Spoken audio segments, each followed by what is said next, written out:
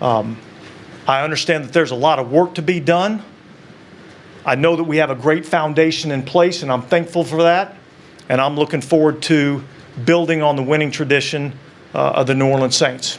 So with that, I'll open it up to any questions. Dennis, how much did you wonder if you'd ever get a second chance at being a head coach? Look, I can't say that those thoughts didn't ever enter into my mind, but I've never really been about what's the next opportunity. I've really been about being in the here and now and trying to do the best job that I can at what I'm doing at that moment in time. And so I was really concerned with trying to be the best defensive coordinator that I could be for the New Orleans Saints. And when you do those things, then good things happen. And so I was excited to get this opportunity to interview for the job, and went for it. What did you feel like you learned from the previous experience? Well, look, there's a lot of things that you learn. I mean, I would say this about the previous experience is that it was a totally different set of circumstances. I was a 39-year-old head coach at that point in time, and I think it was just there was different circumstances with that experience. I know this. I know that I'm excited about this organization. I love this organization. I've been a part of it for 12 of the last 16 years. I was telling Mrs. Benson today that this is, I've been able to be in a few places, and this is as quality of an organization as there is in the National Football League. And so I'm just really excited about, being here today. Dennis, you know this building well. What kind of decisions have you made so far about a staff? Yeah, I don't know that we've come to any concrete decisions about everything. I do think that we have a lot of great pieces in place. I think that's one of the unique things about this job. I believe Mickey may have said this before, but this was not a broken job. This is a job that is a desirable job. This is a job that has a foundation and a culture of winning that's already been built.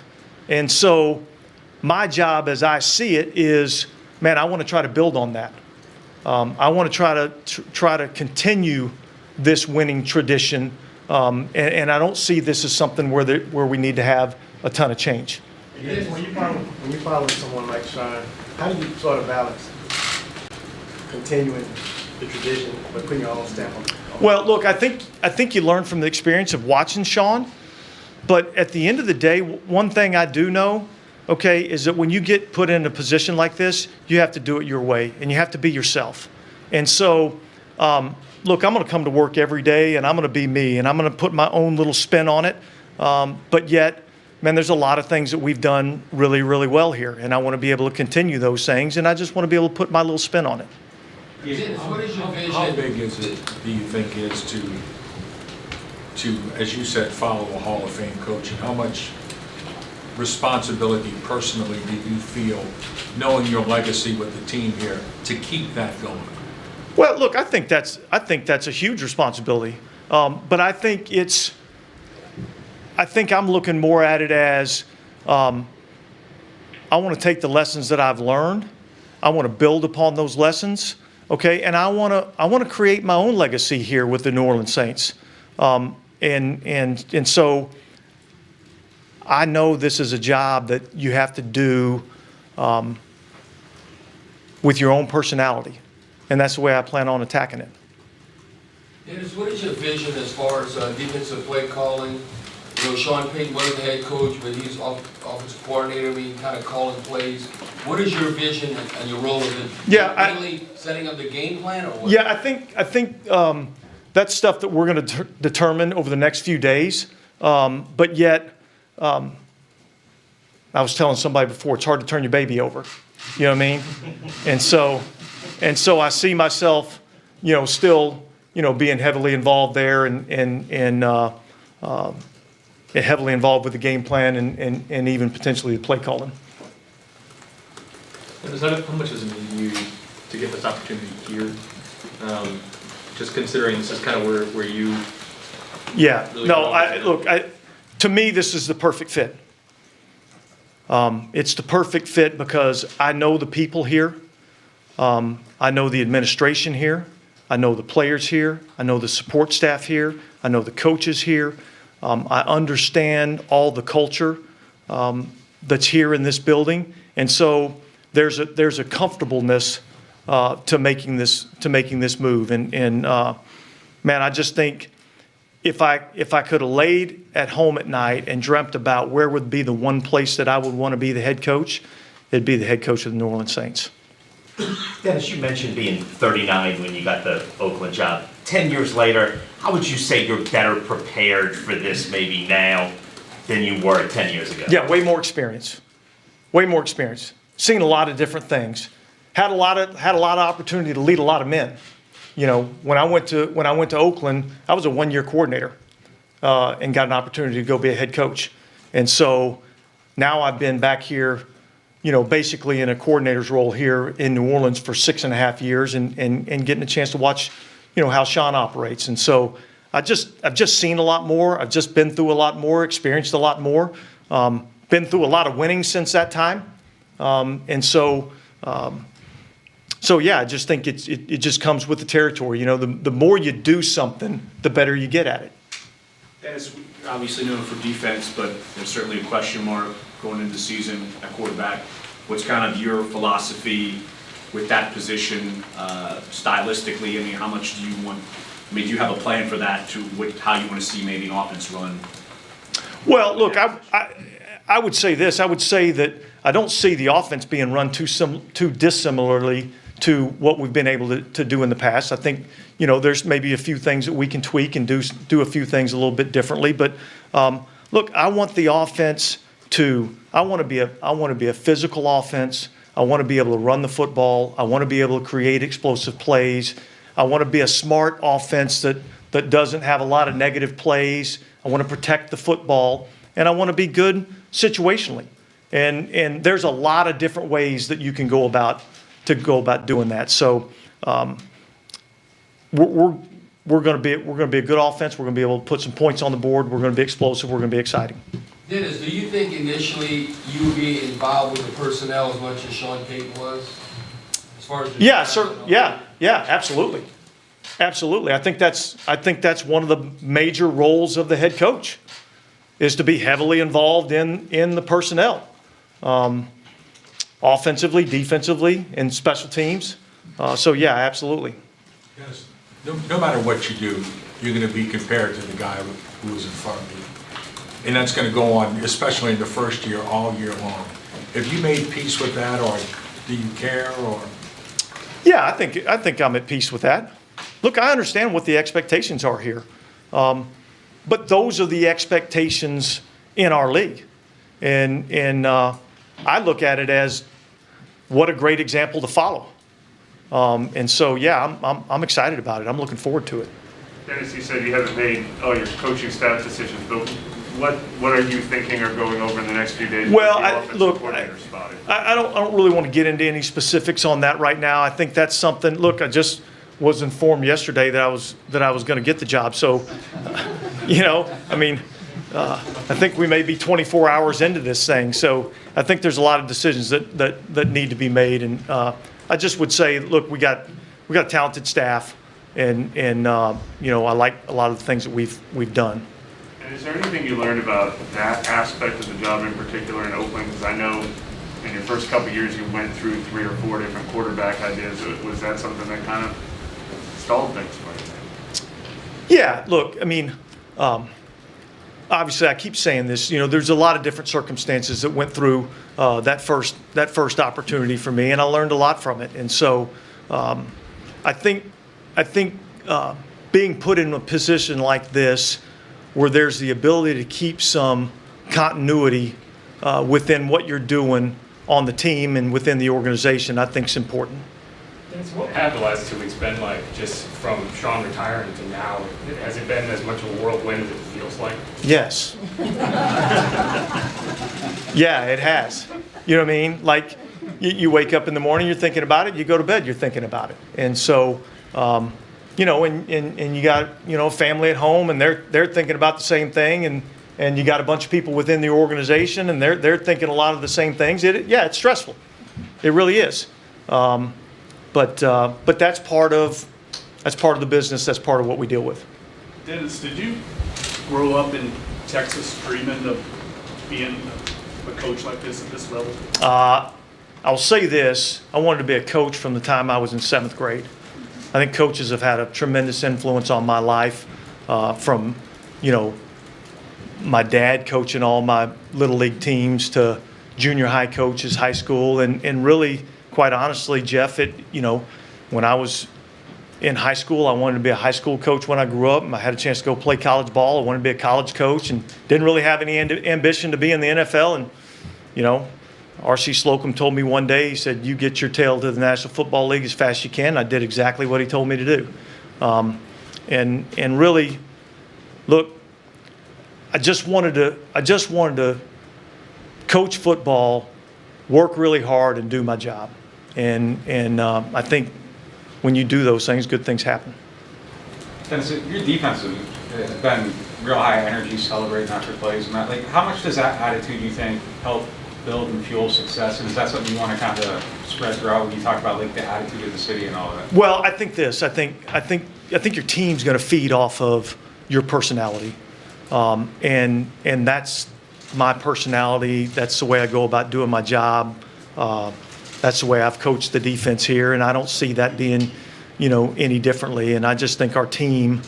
Look, I think you saw it in the Tampa Bay game. I think you saw a passion and an energy and in the way that our team's going to play. I know you're talking about being focused on being a defensive coordinator, but as you're kind of going through these years, do you pick up and annotate things to say like, all right, if I have to get this opportunity, this is how I want to do things? Yeah, certainly, yeah, you do. It gets back to that, experience factor, and there's things that, each year you're kind of just making, whether it's physical notes or mental notes about things that, maybe you would, continue to do, or maybe some things that you might do differently. How close do you feel like this roster is to continue being back in the playoffs? Well, I think it's really close when you really look at what we were able to do this season. Finishing the season out 9-8 and just missing the playoffs and dealing with a lot of the injuries and things that we dealt with. I think this team's really close. And we've won more games in the National Football League in the regular season than 30 other teams. So 5 consecutive winning seasons, 4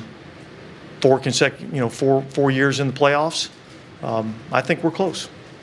Just when you interviewed for this job, what did you want to convey to the team? Like, what was kind of the one thing you wanted to make sure that they understood about you as a head coach? To convey to Mickey, Kai, everybody's interviewing you for this job. Look, I think my biggest message to them really was, as Mickey said, that I felt like I was the best guy for the job. I felt like that my knowledge of this organization, my knowledge of this team, and just the fact that, I think I closed out saying to them that, I don't know how you thought I did in this 6.5-hour interview, but I've been interviewing for 12 of the last 16 years. And I felt like that my body of work here in New Orleans more than qualified me to do this job. Dennis, are you going to take the humble approach now, an interim head coach, with all of a sudden you shut out Tampa Bay and Tom Brady ended shutouts in 2006, and you didn't want to take any credit? Is that just your role? Will you show maybe... That's me. And you won't be as humble, maybe? That's me. Okay. That's me. I like this quote when you said, this is the ultimate team game. It's played by individuals, but games are won as a team. Yeah. So is that... It's about the team. And no individual is bigger than the team. No coach is bigger than the team. Everything's about the team. And I think, Bobby, the best leaders have a humble heart. And like I said before, I'm going to be me. That's the only thing I know how to be, is be me. When you watch me coach out there, it's firm, it's demanding, it's energetic, all right? But at the end of the day, my job is to put guys out there in positions to have success, the players are the one that go out there and win games. They're the ones that do it. My job is to help them, and that's the way I look at it. Why do you think RC saw you as an NFL coach instead of college, maybe, when he told you to go to the NFL? I just think he felt like the NFL was the elite of the elite, and I think he felt like that was a place that I deserved to be. Can you talk about your defensive kind of influences, philosophically, RC, defense wrecking crew, at Tuberville's at DC, Yeah. Bill Bennett? Yeah, so look, like I've been in some defensive environments. Look, my dad played, I know nobody wants to hear this, but he played 5 years for the Falcons. And so, like, I grew up in a football family. I grew up in a defensive-minded football family. And then, yeah, look, Coach Slocum was a big influence in my life. I got a chance to be with Wade Phillips and spent some time with Wade Phillips. Greg Williams was an influence in terms of how I go about, coaching defense and some of those philosophies. So I've been fortunate to be around some really good defensive coaches. What are some, I know you adapt your defense around the personnel that you have, but what are some staples that you consider, this is part of your defensive philosophy? Oh, well, some of them I can't say in this room. But yeah, look, it's not about what you play. It's about how you play. And this game is a tough, physical game. And that's the way you have to play it. And so that's kind of been the motto. That's kind of been the way that we've gone about playing defensive football. And that's really, like you ask our players, I tell them all the time, it's not about what you play, it's about how you play. And that's a culture that's developed over a period of time of continually doing the same thing over and over. And then a lot of the teams here that have had success have had the big defensive line, a lot of four-man fronts, but a lot of big linemen, big linebackers. Is that because you've worked with the personnel and that's been an organizational philosophy, or that's how you like to approach it too? Yeah, look, this is a big man's game, and I think we've done a really good job, specifically over the last 5 years, of clear. I think we always did that offensively with Sean, of clearly identifying the vision for a player and how that player is going to fit into what we're doing. I think we've really done a much better job the last 5 years of really clearly identifying what we've been looking for in terms of a player. I think, Jeff, Michael, those guys do a great job in terms of personnel. But it's really about creating the vision for what we're looking for, and then really sticking to the prototypes as much as we can. When you were going through the whole interview process, what was the biggest, maybe the most difficult question the organization had for you as a candidate? Ooh, there was a lot of them. Yeah, I think, I don't know that there was just a specific question. I just think sometimes the more abstract the question, the harder it is sometimes to answer, and the more concrete it is, a little bit easier it is to answer. And so I think the tougher questions usually are just kind of, some philosophical type stuff. But there were so many questions I can't remember what they all were. Well, 6.5 hours is a long time. That's a long time. That's a long time. Did your dad talk about being undefeated against the Saints as a player? No, I didn't even realize that. I didn't know that. And Dennis, can you take us through the moment when you first found out you got the job, and also when you first relayed that to your family, to your wife?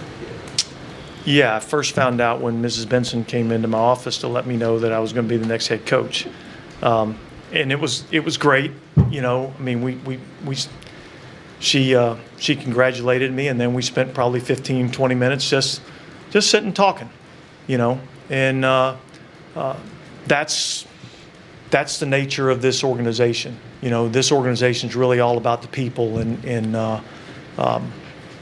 it was just it was a nice moment for us to just sit and talk and get a chance to visit about it.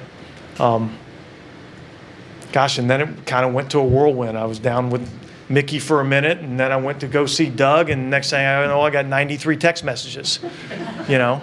So, and then somewhere in there, I called Allison and told her that, you know, you can quit stressing now, we got the job. Dennis, how important it is to have that quarterback of the defense like, you know, when you were coaching DB, Jonathan Vilma, and now DeMario Davis, and that trust factor, that being on the same wavelength going forward? Well, yeah, I think it's big. You know, I think it's big, and obviously those are things that don't just happen overnight. That kind of comes over the course of time a little bit. And you know, when DeMario first came here, he was not that quarterback of the defense. He was the will linebacker and more the run and hit guy. And you know, as things have evolved, we kind of moved him inside to the mic. He's kind of become that quarterback of the defense. He loves that role, and I love him in that role. Between the interview and the hiring, was there any anxiety from you, or did you just kind of feel like? Oh no, it was never any anxiety. Yeah, of course there was. You know what I mean? You know, I felt like I was the best candidate for the job, but I knew there was a lot of other highly qualified people that were interviewing for the job, and so you know, I knew that this was, for lack of a better term, I knew that this was a competition. And so yeah, there was always just a little bit of, I don't know if anxiety is the right word, angst, whatever that word might be. Dennis, do you see any changes or tweaks with like the personnel philosophies or the scouting process, or a lot of your views on prototypes and all that, like in alignment with? No, I think, look, it's been working. You know what I mean? And so what's not broke, you know, let's don't try to fix it. And so I see there may be some things, you know, with how we go about doing things, but I don't think from a fundamental philosophy standpoint, I don't really see that changing.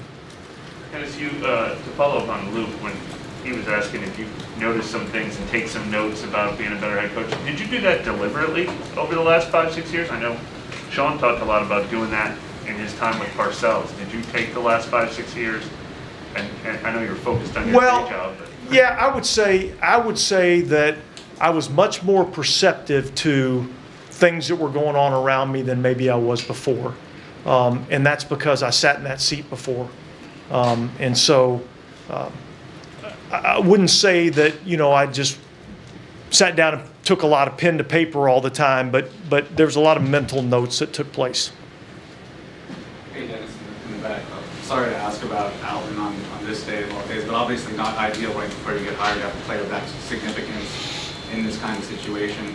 Just wondered if you wanted to express any thoughts about him or this situation, or how you're going to start to deal with it. Yeah, I think it's a situation where we're gathering some information, and I think it's really early for any sort of comment. I think we got to gather all the information before we have any sort of comment on that. How important is the quarterback position and what you all do at that spot this offseason? Well, I think it's the most important decision that you make, you know, and so that's going to be one of the first things that we do is we get together as a staff, as an organization, and evaluate that position, and then we'll make the best decision for this organization that we think is the right thing for us moving forward. Do you have a style for that? Or, I mean, because obviously the quarterback position has changed in the last look, few years. There's a lot of different ways to do it, all right? But we want a winner. You know what I mean? Just a winner, a guy that's got tireless work ethic, a guy that can help lead men. You know, that's what I see in the quarterback position. And so, but look, that's certainly something that we've got to figure out. Obviously, you've learned a lot since 2014, grown a lot. But what's the biggest thing that you've learned about yourself, your coaching philosophy, or one of the biggest sticking points you've taken with you since? Be you. Be you. Yeah, that's the biggest thing. Don't try to be somebody that you're not. And do this thing the way that you think is the right way to do it. And that's the only way really that I know that you can have success. And so that's probably the biggest thing. Well, Dennis, with that being said, is that being you, is that yourself dancing in the locker room post? Not, my family can attest, I'm not the greatest dancer. Okay, I'm a little bit more the wallflower than I am the dancer. There's some videos though. There's some videos of you dancing out there. Unfortunately, yes. Yeah, yeah. Back to the be you. When did you feel in your career that you could be yourself? Well, look, I don't know that I can point to one specific moment that I was like, oh, I can be me. I think that's just, Sean used to say this all the time, confidence is born out of demonstrated ability. So I think as I began to realize, hey, I'm pretty good at this, then it became much more easy to just, relax and be me and do it the way that I knew how to do it. Not to keep harping on your previous stint, but is this one of the lessons you learned from that? Yeah. Was that something you wrestled Yeah, with? yeah. I think it was. And so yeah, I think that's probably the biggest lesson I've learned in my whole coaching experience. We have time for 2 more questions. Yeah, now that you've landed the job, what's the next priority for you here? Well, there's a lot, there's a lot. Certainly we've got to, make sure we've got the staff together. We've got free agency coming up. We've got the college draft. And so that's where, we hit the ground pretty much running. There's a lot of things that have to happen, over the next, call it 2 weeks to a month to kind of get ourselves going. And look, we're going to be a lot of early mornings, a lot of late nights. DA, how much do you think this means to the fans, the city, a lot of people who've been rooting for you to get this job? Well, I guess I can't really speak for the city. I know that I'm excited about it. And I'm excited about leading this team, and I'm excited about representing our city. And I know this, I feel the passion and energy from our fans in the Dome, on the streets, in the restaurants. And so certainly I hope they're excited about it because I know that we're excited. Thank you very much, Coach. Ladies and gentlemen, thank you for being with us, especially the fans.